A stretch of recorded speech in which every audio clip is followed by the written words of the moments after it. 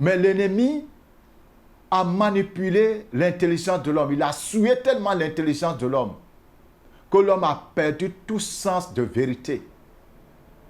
Satan te fait croire que l'immoralité est une liberté, que tu ne dois pas t'empêcher de jouir de ta vie comme tu veux.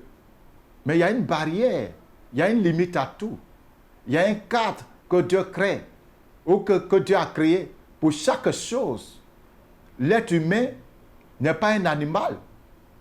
L'être humain est une personne à l'image de Dieu, à la ressemblance de Dieu, à qui Dieu a donné une intelligence pour faire les choses selon leur temps, là où il le faut et avec qui il faut. Alors comprenez une chose. 1 Corinthiens 6, verset 16. Loin de là, ne savez-vous pas que celui qui s'attache à la prostituée est un seul corps avec elle, car est-il dit, les deux deviendront une seule chair. Est-ce que vous comprenez ce que la Bible dit ici? Jeune fille, jeune homme, voici ce que la Bible est en train de dire. Lorsque tu vas avec quelqu'un, lorsque tu rencontres, tu as une intimité sexuelle avec quelqu'un, tu deviens même corps avec la personne. Votre sang se mélange, vos sangs se mélangent. Parce que les rencontres intimes sont des échanges de sang, d'eau, d'énergie. Tu donnes à la personne ce qui est en toi et la personne te donne ce qui est en elle. Dans chaque acte sexuel que tu commets, tu ouvres les portes de ta vie à ton ou ta partenaire. Les portes de ta vie sont ouvertes à la personne. Les portes spirituelles de ta vie, les portes spirituelles, portes morales, ces portes-là sont ouvertes. Les portes psychologiques, toutes les portes de ta vie, c'est-à-dire que le domaine sexuel, c'est un boulevard. C'est une autoroute, dirais-je. Ça ouvre toutes les portes de ta vie. Donc, quand tu as des contacts sexuels avec une personne, si cette personne est dans la magie, cette personne est dans la sorcellerie, cette personne est dans l'occultisme, cette personne a un esprit de mort, cette personne a des esprits maléfiques, ces esprits-là peuvent facilement rentrer dans ton corps. Parce que vous deux, vous êtes devenus un. Il y a un pont qui vous a mis ensemble. Et retiens, chaque personne avec qui tu as un contact sexuel, sache que tu as ouvert les portes de ta vie à la personne. Même si c'est une seule fois. Et puis après ça, vous ne vous voyez plus. Il faut le savoir. Chaque personne que tu rencontres, tu lui livres ta vie ainsi. Tu donnes ta vie à la personne. Parce que tu lui donnes ton sang. Tu lui donnes ta semence. Tu lui donnes ta vigueur. C'est pour cela que quand vous rentrez dans ces pratiques, vous pourrez expérimenter après certaines situations incompréhensibles qui vous arrivent. Chers amis, le sexe peut être une arme fatale pour détruire votre destinée. On ne joue pas avec cela. On ne joue pas avec cela. Si tu veux aller loin dans ta vie, vaut mieux souffrir, vaut mieux galérer pour avoir tes 5 francs, tes 10 francs, que d'aller livrer ton corps à une femme, aller livrer ton corps à un homme pour avoir de l'argent. Parce que quand la personne te donne 100 000, 200 000, 1 million, 2 millions, dis-moi, est-ce que tu peux aller au marché et puis payer une marchandise, un habit qui normalement coûte 1000 francs, et puis tu vas acheter cet habit-là à 10 000 francs ou bien à 20 000 francs? Non, tu ne le feras pas. Donc sache que si celui qui court après toi t'offre 100 000 francs, t'offre 200 000 francs, t'offre 1 million, c'est que c'est une valeur. Il t'a regardé dans le spirituel. Il a vu ce qui est en toi. Et il se dit que peu importe la somme que je vais perdre maintenant, parce que ce que je vais prendre en retour, ça va compenser ce que je vais perdre. Les gens qui vous donnent assez d'argent pour aller avec vous ne sont pas bêtes. Ils gagnent plus que vous. Parce que vous leur vendez votre vie, vous leur vendez votre étoile, vous leur vendez votre destinée. C'est pour cela, même dans le mariage, vous devez faire attention à qui vous mariez. Beaucoup d'hommes de Dieu ont vu leur ministère détruit. Beaucoup même sont morts. Beaucoup sont malades, ne peuvent plus faire le ministère. Parce qu'ils sont tombés dans le piège de la femme étrangère. Le livre de Proverbes en parle et nous allons lire cela.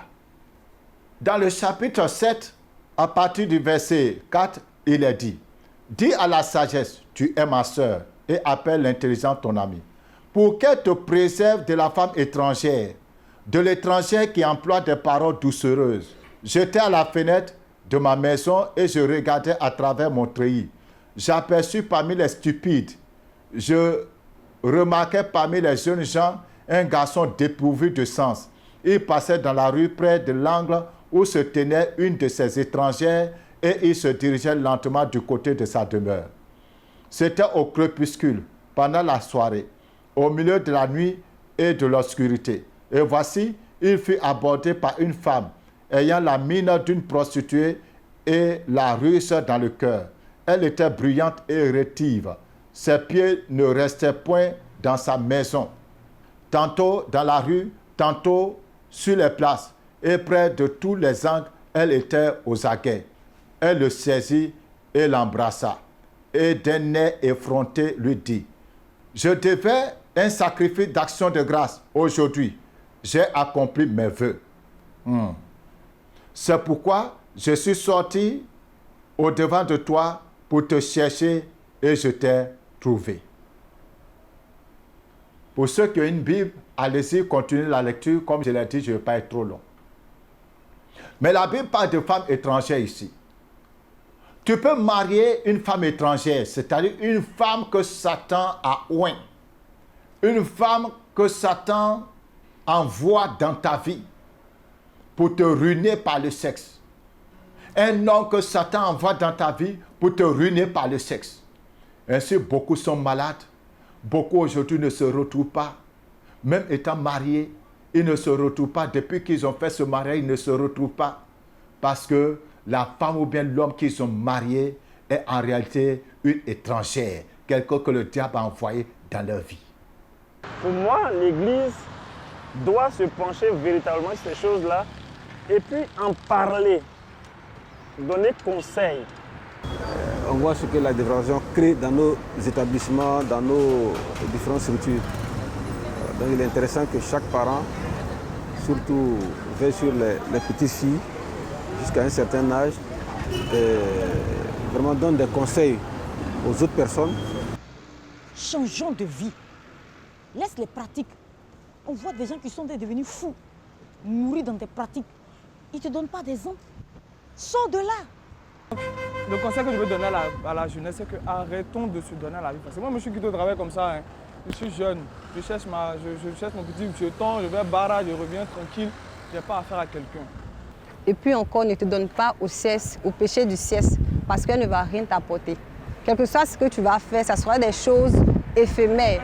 Tu vas gagner de l'argent aujourd'hui en sortant avec des personnes, en sortant avec des hommes, mais demain, ça ne va te servir à rien. Travaille plutôt et puis Dieu va faire le reste.